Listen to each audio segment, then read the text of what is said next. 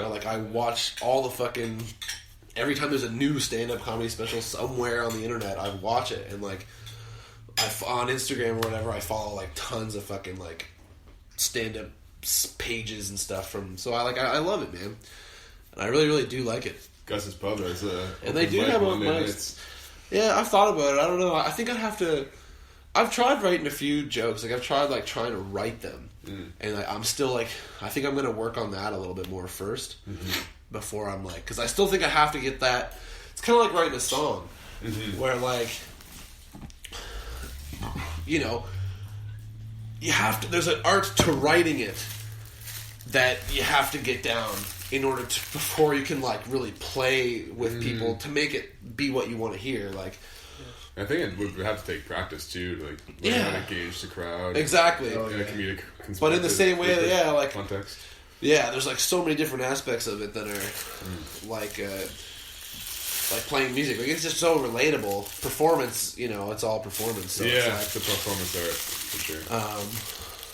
Yeah, it's definitely interesting, man. I definitely am thinking about it, and I'm trying to. I'm working on trying to write some jokes. Just bucket list. And just trying to like fucking yeah, exactly. Okay, man. It's been on my mind too. I always just thought I would like basically just come up with a short list of what I think might be my funniest stories. And try and tell them as good as possible or something. Yeah, no, I thought about that too, and I think that's like a good way to do it. I think like every one of our, but there's still a 9 left in it. Every one of our friends is really funny. It makes me laugh all the time too. So I thought it'd be funny if we like went to an open mic night or something. Or just fucking got right hammered or something. Oh yeah, I would definitely be down to do it with the homies for sure. Yeah, totally. What was that time that we were in St. Effects or something?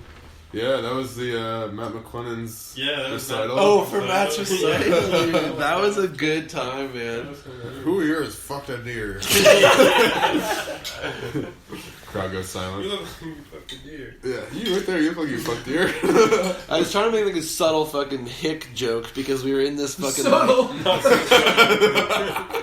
That's not subtle. It's subtle in the way that I wasn't like directly, you know what I mean? Oh, you didn't say you guys are hicks. You didn't say you guys are it's less subtle than that. I mean, it's more subtle than that. Just tried hinting at them. You gave them the option to like confess about it.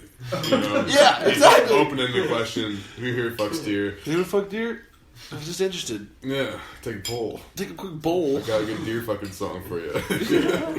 We were up there playing music. Dylan was fronting with the vocals and guitar, and we were all just kind of taking turns, like playing other guitars and percussion instruments and shit. And then Dylan was just improvising music and lyrics.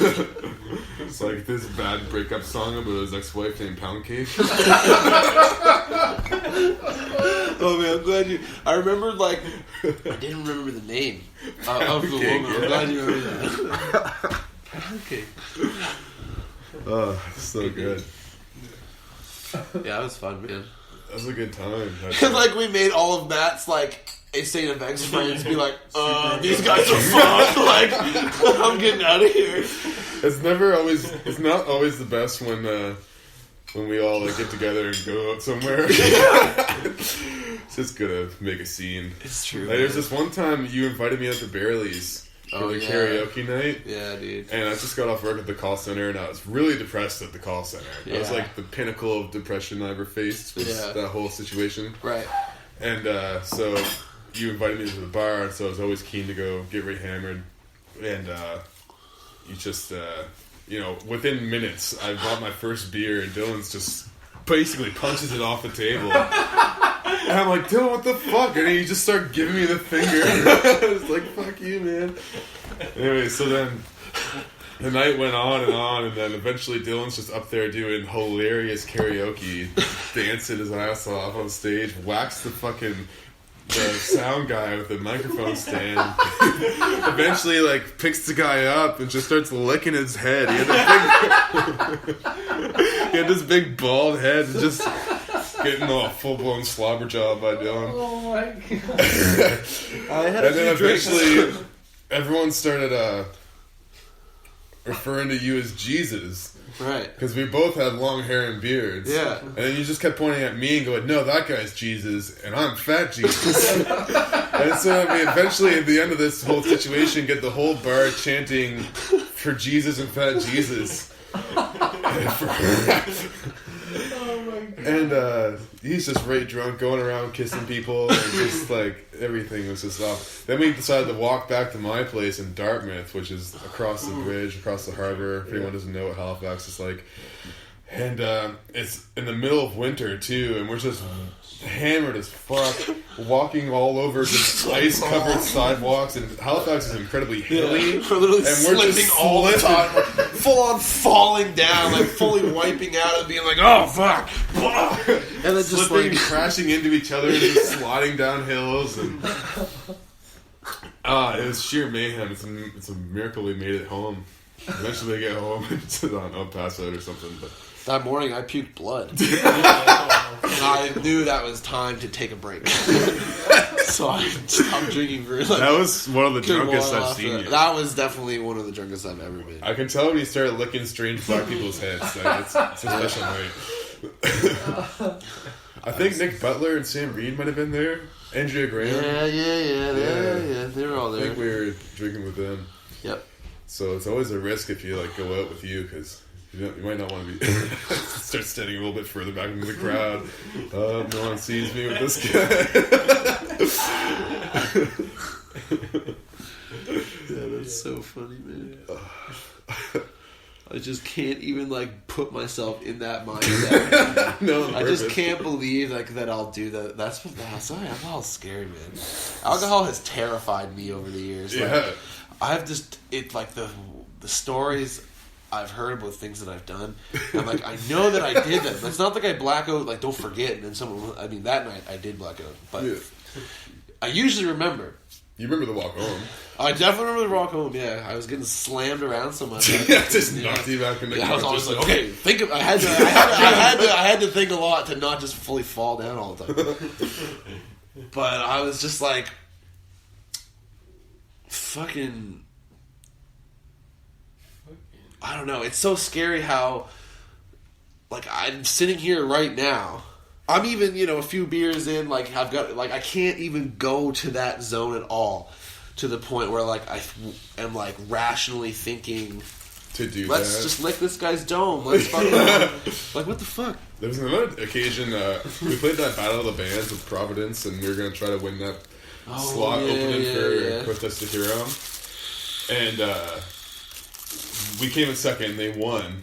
And so we all just went out drinking at Freeman's, because we had played lots of shows together, and we were bros to a degree. And Yep. so we went to celebrate with them, and so we had this big table drinking,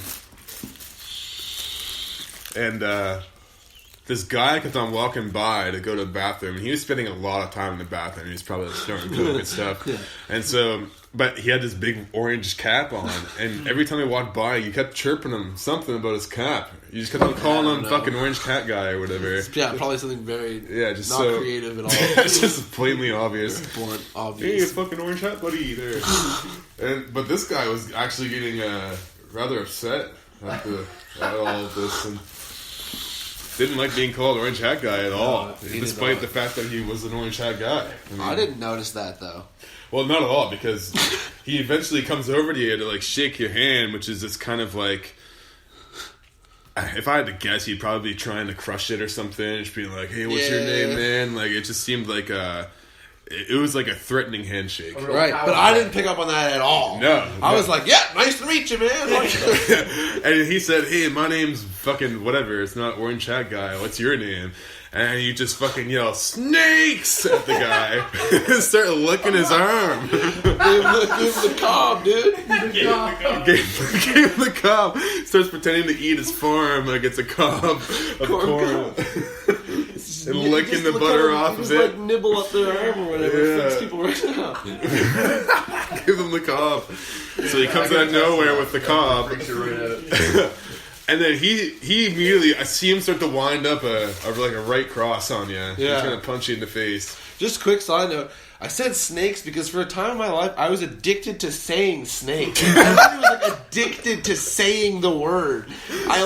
It was always on my mind. You hollered it at him. I loved to say snakes at that point in my life, and I don't understand why. Everything was snakes, man. I was like obsessed, but I was not obsessed with snakes, the actual creature. I was obsessed with just like saying it and thinking about it. Like I was just like obsessed with thinking about snakes. I just had snakes on the brain for like a chunk of my life. Did that have to do with that movie where he kidnaps the little girl, whatever, and she's like hiding in a box of snakes or something? Snakes on a plane. What, Joe? Never mind, that's the movie I can That movie sounds crazy. Sorry to any potential spoils out there for our listeners. The girl is indeed in a box of snakes. Anyway, so that's why I said snakes, and then the cob is just a classic follow-up. Yeah. But anyway, go ahead. Well, so he just starts winding up this punch, and a buddy of his comes in from behind and kind of hooks him under the armpit and pulls him back by the chest. He's like, it's not worth it, bro. We don't need to start a fight over this guy. And he just leaves. But you weren't even looking. You just I had was his busy arm. cobbing him. I was focusing on my cob job.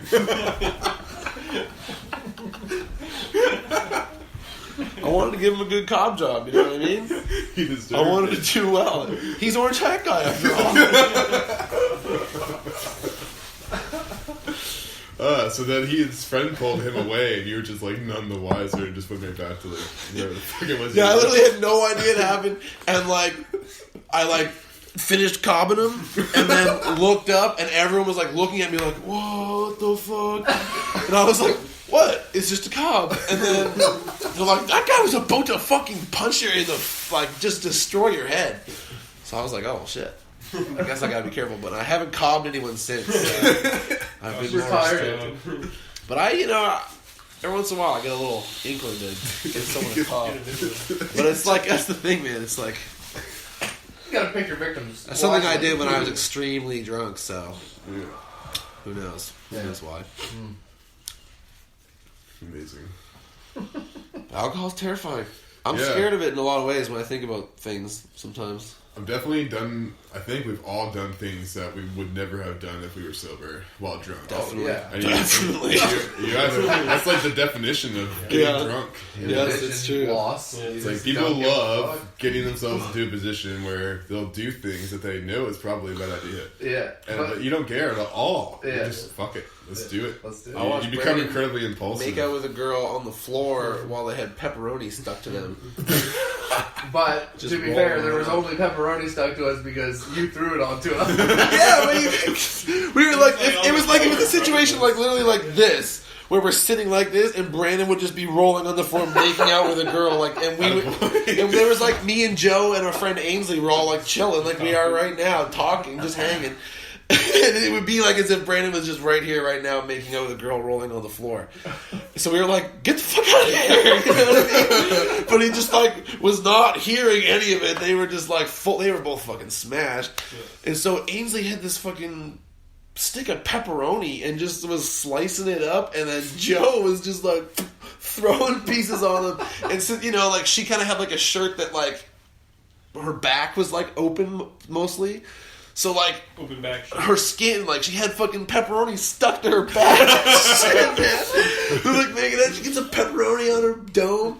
And it's just, so funny. Brandon's got, pepperoni on his arms or whatever. And it's just, I just couldn't believe it. It was so fucking crazy. Yeah, I'm just thinking if you had, so funny. gone full-blown, Zach and Murray mode about it, and you were filming a little porno, and Brandon and this girl. We should have filmed that. I would love to just little see random. that again. It was one of the funniest things I've ever seen. I'm so glad. Just imagining it. So glad. Yeah.